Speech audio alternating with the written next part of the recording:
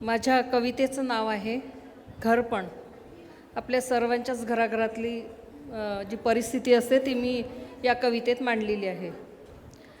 पाण्यात काठी मारल्याने पाणी जसं फाकत नाही, पाण्यात काठी मारल्याने पाणी जसं फाकत नाही, भाऊबंदकीचे नाते तोडायला कोणाचीच ताकद नाही, भाऊबंदकीचे नाते तोडायला कोणाचीच ताकद नाही. घरात चार चौघं म्हटलं की भांड्याला भांडे लागणारच, घरात चार चौघं म्हटले की भांड्याला भांडे लागणारच, आवाजही होणारच.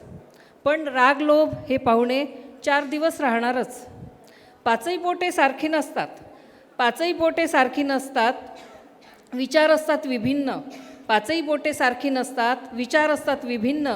एकमेकांना समजून नाही घेतले तर घरच होते छिन्न विछिन्न.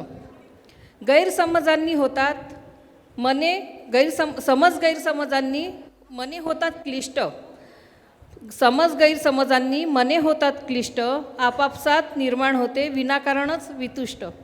म्हणूनच तर लावून दिलेत सण उत्सव लग्न समारंभांचे खेळ, म्हणूनच तर लावून दिलेत सण उत्सव लग्न समारंभाचे खेळ.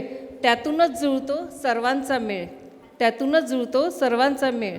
4 दिवस चांगले जगायचे तर घालू नका व्यर्थ गोष्टीत आपला अमूल्य वेळ.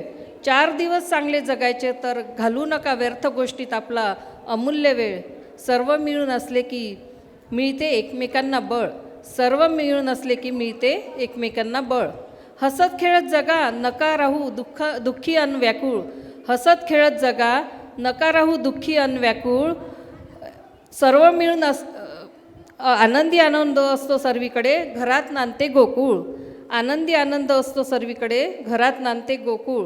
हेवे दावे विसरून करा मिळून राहण्याचा पण, हेवे दावे विसरून करा मिळून राहण्याचा पण. तेव्हाच कुठे येईल घराला घरपण, घराला घरपण, घराला घरपण.